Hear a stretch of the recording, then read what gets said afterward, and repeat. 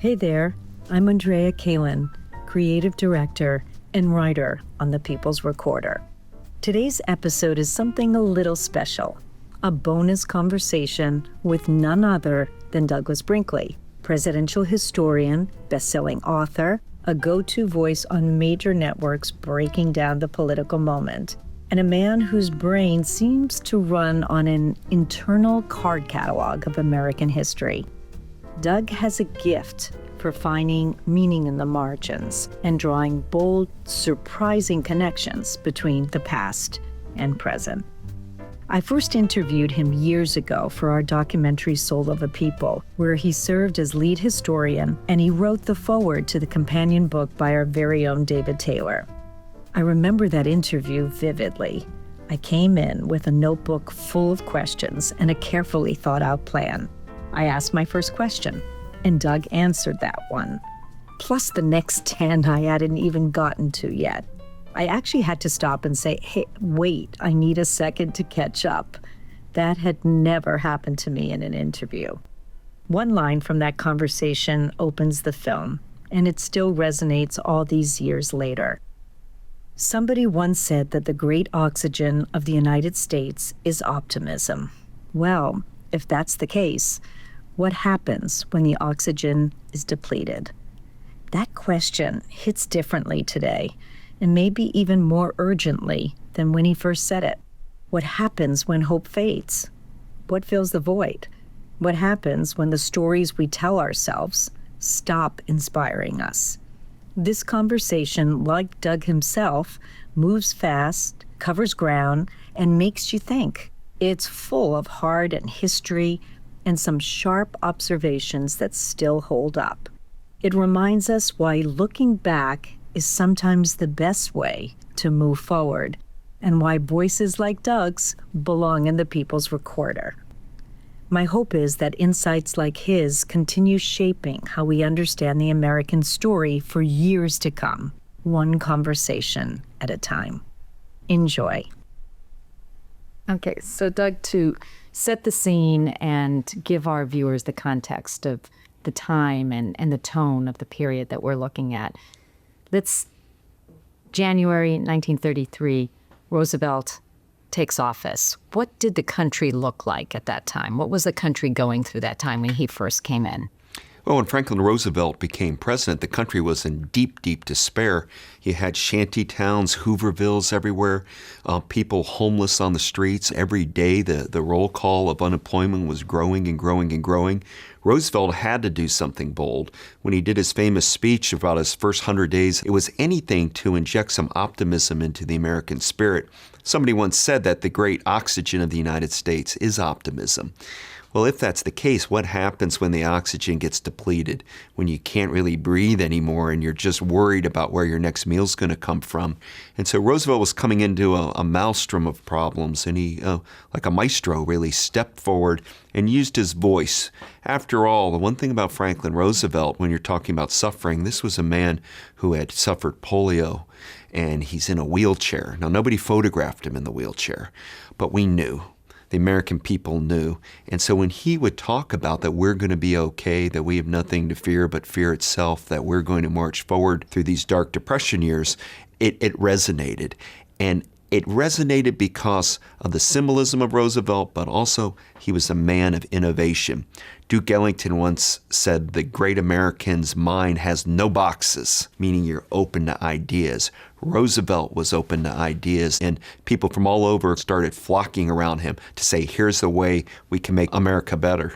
People today don't understand that it wasn't just an economic crisis, but that the spirit was sapped, the moral strength of the country was broken. The very bedrock of its institutions were kind of grinding to a halt.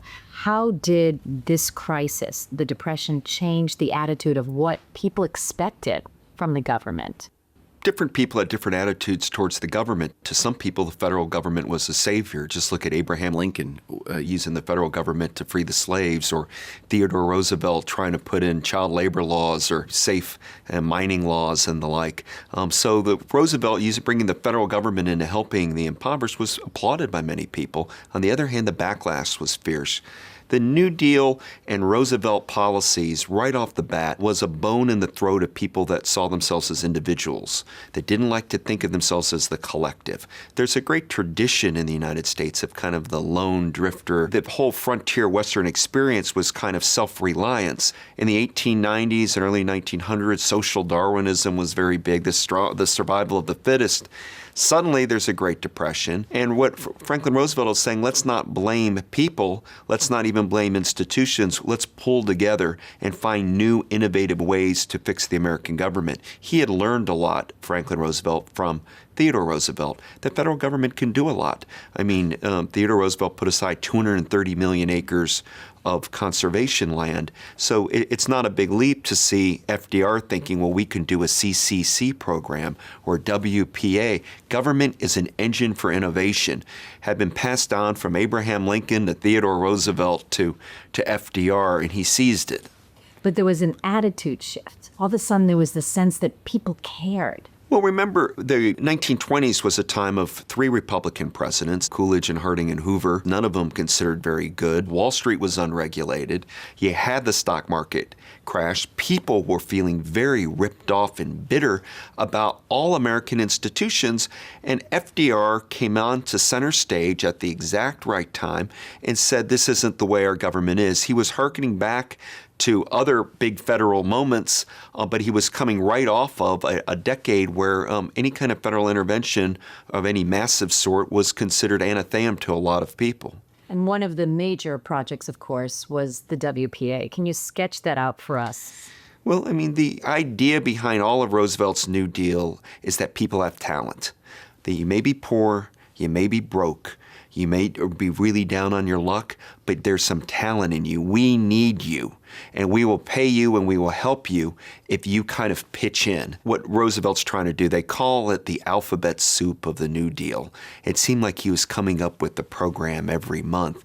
But think about the WPA program and the fact of putting people to work, getting people to do things that mean something to America. And the idea of creating through the WPA federal guide programs, guidebooks, and in trying to bring people into the mix was something very new and innovative. And it was an inclusiveness to Roosevelt's policies that really psychologically started stirring people, at least to start moving out of the mire of the Great Depression. Well, people understood the sense of rebuilding bridges, but the arts programs, those were a little different. The arts programs were very different than other kind of more engineering, brick and mortar kind of programs. And the reason being is that it dealt with intellectuals. People are always frightened of poets and playwrights, and many of them had utopian ideals. Many of them were engaged with the socialist revolution that was sweeping around the world. To start saying those people have a role in government, it's frightening. Particularly the Writers' Project and the artists that are being employed. It's like, what? We're paying artists to do this? Who are these people? Why are they allowed in? And I think the backlash was probably more than people in government recognized, that Roosevelt was really challenging what America is in many ways. It's still the most inspiring literary project our country's ever had. We've never had anything to emulate it. They're private movements. One could say there's a Harlem Renaissance or a Beat Generation, but to actually have the federal government engaged in promoting the arts in such an upfront and innovative and fascinating way, bringing artists into the bosom of the bureaucracy of Washington and trying to administrate them, what it did is say the voices of everyday Americans matters. Local history matters. Oral history matters. Any kind of little idiosyncratic nuance of your hamlet in North Carolina or your lake in California has history, has relevance, has importance. The irony is that the Federal Writers' Project gets attacked as being un-American, when in truth it was an orgy of Americanism. And that's one of the great pities, that while we were in many ways celebrating our back roads, our culture, our cities, our ethnic diversity, a lot of other people were trying to deny that, and it created a tension, and it put a lot of pressure on the Federal Writers Project. It couldn't flourish as much as it should have because it was constantly under scrutiny, constantly being accused of being a beehive or communist or people that were anti-American, when it was really a group of artists trying to have free expression, which is the hallmark of what the arts is all about in the first place. How did they come to this concept that there was a need to inventory the country, that there was a need to capture this moment in the country? Because it was the Writers Project, but there were other people, the photographers. There was this kind of urgency that people were fanning out and trying to discover who are we, what are we, and really see it in harsh, raw terms. During the Civil War, Abraham Lincoln, while North was fighting South, tried to connect East and West with the Transcontinental Railroad. Shortly after that, during the Reconstruction period, the U.S. Geological Survey came into being. And they would go out and start finding where mineral rights are, forest rights. They were inventorying, but they were looking at more from a commerce mining point of view. But by the 1930s, the country had sufficiently gone forward of winning World War I. New York had become the financial capital of the world. The dollar reigned supreme as the currency of the world. Yet people stopped and said, we've been so busy trying to be number one, we haven't even looked to see what our country is really about. So there was an opening there to say, let's start documenting things that we didn't take seriously before. People didn't think that to talk to the children of slaves was important. They were considered by many southern places uneducated black people, and why would anybody want to spend any time with them? Native Americans in the march of Western expansion were exterminated, or you had trails of tears, or you had people being rounded up on concentration camps. Why was anybody thinking their culture was so fascinating or unique? But a eureka moment comes with Franklin Roosevelt because progressivism had been in America, where there had been a lot of changes. Women had gotten the right to vote in 1920. There was a progressive wellspring. You had the NAACP. You had people starting to start formulating an infrastructure for the United States for the first time. And so it only made sense that you would start putting writers to do field guides. In the late 19th century, people were trying to put together field guides for birds. Here are the first book on the birds of North America. Here is the first book on the reptiles of North America. We had some wildlife guidebooks, but we didn't have guidebooks that were kind of consumer friendly, that were people friendly, that would tell about towns and why they were named when they were named, or why a particular river was so important, or why this backcountry lane has this historic Native American legacy to it. And it all gelled together in this kind of big project. No, there was never one big WPA guide that said, America on it, but all of the different 48 and the ones from the other territories and the city guides and all was putting their most talented writers, without asking them what their philosophical views were about government, and unleashing them to just do their best and to bring back facts and to tell us about who we are as a people. And what's so amazing to me about the WPA guides and about the Federal Writers Projects is he's employing writers and artists to tell the story of America. It's a combination of federalism, as the name implies, and localism. That's the genius of the project, and that's the innate dilemma. Because everybody local wanted to either be first, or we wanted to be best, or we're going to do it our way. And there was no way to get uniformity out of all these people and out of all these guidebooks. But what collectors decades later love about the WPA guides is that they all are a little different. There are these great nuances in each one.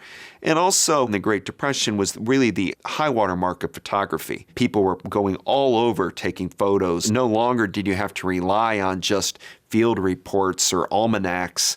You can actually have photos for land and terrain. And so it became kind of a photography revolution in many ways. And the WPA guides have benefited from that. That cameras were available all over the place, and people that were able were going to take photographic evidence of their surroundings, and mixing that with the text itself was a beautiful thing. Did the writers have to walk a tightrope of sorts because their mandate was to go out find what's real, find what's authentic, tell America's story. But then they had to start weighing what is that story that they can tell and what is that story that America wants to hear. Well, I think from a Henry Alsberg point of view from Washington, D.C., they were looking for some straight factual reporting. Well, when you hire writers, you get a lot of different kinds of people, and some of those writers wanted to leave a bit of their own mark. Look at Zora Neale Hurston in Florida. She did some of the most innovative and creative work with folk customs and oral history, Native culture, African American culture, all this incredible work. And she had very open-minded people in Florida working with her, but when they came to putting the Florida Guide together, they had to cut a lot. And when they cut it, they knew it was genius. They knew it was brilliant material. I mean, it's really ultimately a tragedy, but they couldn't indulge Zora Neale Hurston's muse. They had a job to do for the federal government, and that came first. That's limited the WPA guides in a sense of artistic creativity. Usually, if you played it safer, you'd have an opportunity to be included. If you started freelancing and going out on a kind of creative starburst of energy, you could end up on the editor's floor or get blowback or flack from Washington. It was the creative kind of tangent. It was also, wasn't it, the warts and all kind of theory as well? Because Stetson Kennedy talks about, he wanted to portray Florida, if that's the example that we're looking at, in all of its elements, not just the flamingos and palm trees and beaches, but he was looking also at lynchings and migrant camps and turpentine, almost slavery forts. That's a great point. So how do you reconcile that? All you can say about this is really thank God for artists and writers. Because, here's bureaucracy and government, as creative as government can be, telling writers we want a guidebook. You want a guidebook about Florida? Well, we'll give you a guidebook. We're going to tell you the real story of turpentine workers or people that are, plum hunters or stories about, people in soup kitchens. We're going to tell the real story of real people in real Florida. We're not candy coating it. We're not doing it for the Chamber of Commerce. We're not putting a veneer on it. We're going to be dead on, and we're going to be informed from some of the great muckraker writers who said, we're not afraid to look smack into the reality of our own backyard. But the fact that the government was bankrolling this wasn't some muckraker operating out of New York and out of a kind of passion zone. They're working for the federal government and saying, hey, look at the racism. Look at the hatred that's going on in the South. Look at the bigotry of America. That should be part of our WPA guides too. It's not just going to be rainbows and, endless byways and skyways. And the fact that so many of these writers were willing to let it go loose like that, to give honest reporting about what really is going on in America, in many ways is a breathtaking kind of achievement. The fact that they got their wings clipped, they got streamlined more than they wanted, is a typical argument one has between a kind of straight-laced, button-down editor and writers that have a vision of what they want to do with their talents. But we did get a lot of good writing and a lot of great guidebooks out of all of this. Unfortunately, some of the more critical material about the United States ended up on the cutting room floor. Yet still people like Martin Dies step up and say, wait a minute here. The government's involved in something that we have no right and should not even think about continuing to bankroll. What was it that he and his constituents found so threatening, found so harmful about what they were discovering if this was the straight up story of who we are, warts and all? Well, Martin Dies is a classic kind of child of the Confederacy. He's a Texas Democrat. I hope you enjoyed that conversation, but there is more where that came from. To hear the full interview, please consider joining our Patreon. Your support will help keep the stories coming and out in the world where they belong. Learn more in the show notes or on our website, peoplesrecorder.info. Thank you for your support. This is Chris Haley. Thanks for listening.